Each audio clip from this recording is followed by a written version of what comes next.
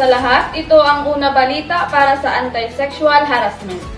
Tingnan natin si Mary Chris Plaga tungkol sa bagong batas na magbabawal na sa pambabastos sa kababaihan at ninuman. Mary Chris? Christine, may sasandala ng batas ang mga nabibiktima ng sexual harassment sa mga kalsada at mga pampublikong lugar. Ganap na kasing tatas ang Safe Spaces Act. Madalas daw sipulan at makarinig ng bastos na biro si April tuwing naglalakad siya sa kalsada, pero binabaliwala na lang ito ni April.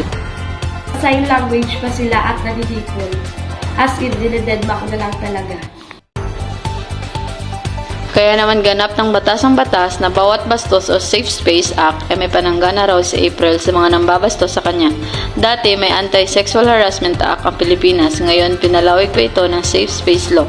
Kabilang sa sexual harassment and catcalling, wolf whistling, stalking, leering, transphobic, homophobic, and sexist slurs, masturbating, sexual advances, at iba pang gender-based sexual harassment.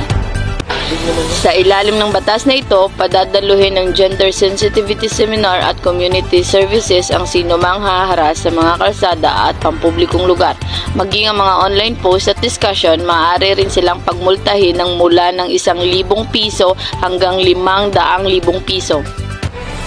Marami nga sa kababayan natin ang naitanungan natin at ikinatuwa ang Safe Spaces Law. Start to change their views or magiging effective ba ang seminars, but at least now they're doing something about it. I don't think it would necessary to change their views or magiging effective pa ang seminars, but at least now they are doing something about it. Pabor po ako sa ganyang batas para maturuan ng leksyon at mabawasan ang discrimination. Tama naman talaga yung mga batas na pinatupad nila para maprotektahan yung mga kababaihan at saka yung mga nabibiktima ng mga sexual harassment ng mga tao.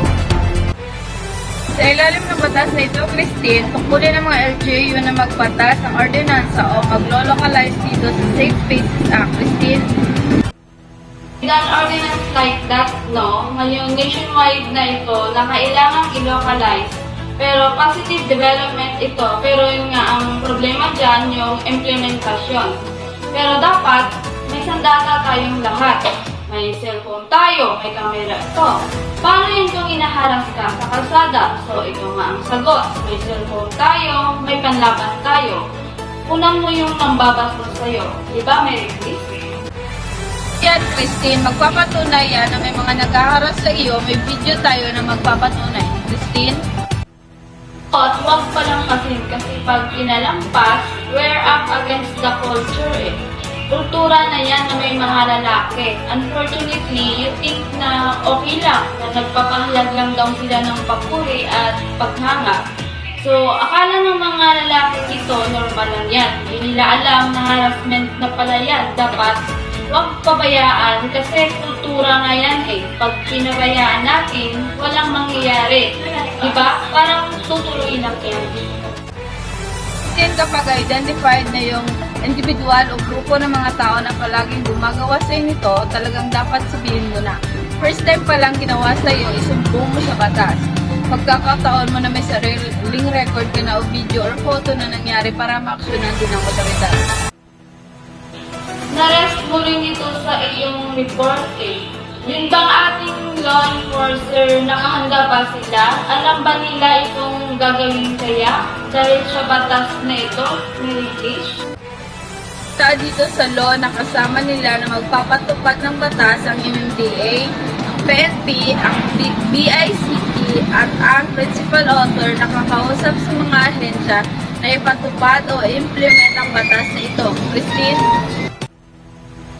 Maraming salamat sa iyong ulat, Mary Chris Plaga, at ito ang Una Balita.